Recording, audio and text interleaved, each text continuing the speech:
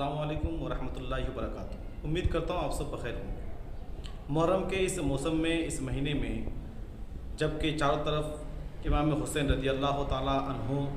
की हयात पर, उनकी शहादत पर और मुहर्रम की फजीलत पर तकरीरें होती है, जलसे होते हैं और महफ़िल मुनक़िद होते हैं, तो इसमें बेशतर उलमा इकराम, खुतबा, हमारे मुक़र्रिरीन जो है अच्छे अच्छे वाक़यात पेश करते हैं। ऐसे वाक़यात जो इमाम हुसैन रज़ी अल्लाह तआला अन्हु, इमाम हसन रज़ी अल्लाह तआला अन्हु की शहादत के ताल्लुक़ से है और उनसे, उनके तय लोगों के दिलों में जो मोहब्बत बैठती है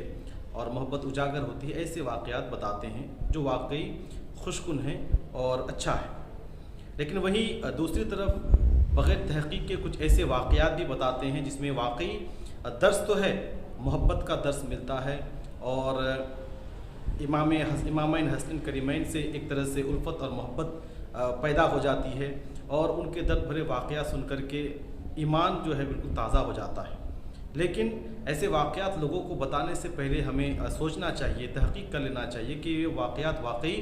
है कि नहीं है, कहीं मनगढ़ंत तो नहीं है, कहीं इसमें मोहब्बत के नाम पर धांधली तो नहीं हो रही है, लोगों के साथ लोगों को धोखा तो नहीं दिया जा रहा है। ऐसे वाक़यात पर हमें गौर करना चाहिए। एक वाक़या मैं आपको बताता हूँ जो आम तौर पर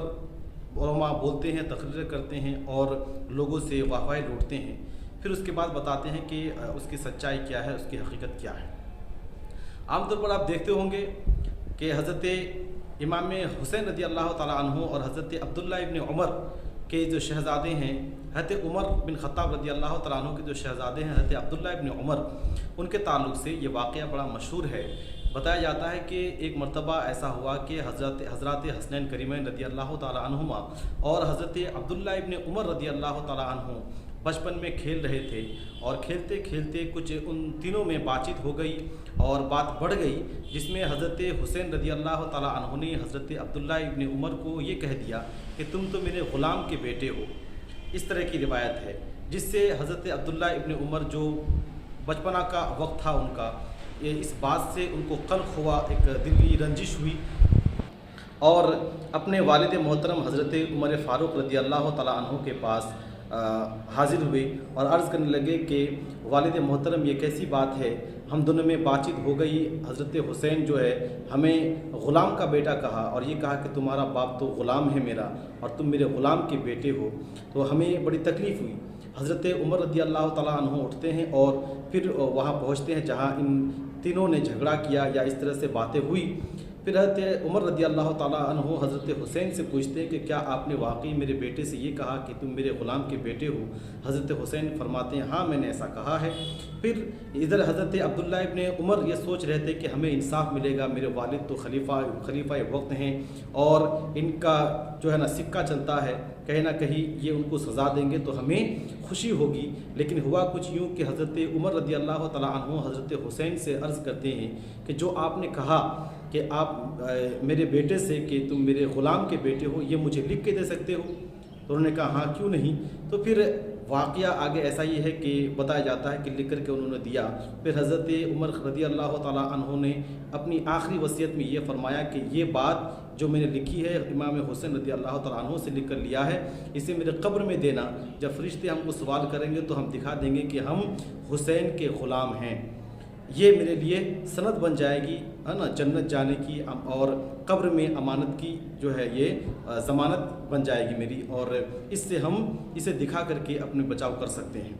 ये मुकम्मल एक वाक़या पेश किया जाता है और ये दर्स दिया जाता है कि देखें किस तरह से हज़रत उमर बिन ख़त्ताब रज़ी अल्लाह ताला अन्हु के दिल में हज़रत हसनैन करीमैन की मोहब्बत थी, किस तरह से उनसे ये लिखवा लिया कि आप मेरे ग़ुलाम हैं, जबकि ख़ुद जो है एक खलीफा वक्त हैं और उनके ताल्लुक़ से बहुत सारे अहादीस मरवी है उनके मनाक़िब पर, उनके फ़ज़ाइल पर, और कई एक आयात जो है हज़रत उमर बिन ख़त्ताब रज़ी अल्लाह ताला अन्हु की मंशा के मुताबिक और उनके चाहत के मुताबिक आयात नाजिल हुई और ढेर सारे मनाक़िब उनकी शान में हैं, उनकी फजीलत तो सब पर आया हैं। इसके बावजूद वो हज़रत हसनैन करीमैन से किस तरह से मोहब्बत करते हैं, ये दर्स दिया जाता है। वाक़या बड़ा खूबसूरत है और इसको सजाया भी गया खूबसूरत अंदाज़ में और बताया भी जाता है बड़े खूबसूरत अंदाज़ में, और इस तरह वाहवाही भी लूटते हैं लोग और वाकई दिलचस्प वाक़या है। लेकिन हमें ये देखना है कि क्या वाकई ऐसा हुआ है کہ حضرت عبداللہ ابن عمر اور حضرات حسنین کریمین نے کھیلتے ہوئے اس طرح سے جھگڑا کیا؟ کیا ان کی یہ عمر تھی کہ اس طرح سے وہ کھیلتے اور اس طرح کی باتیں ہوئی؟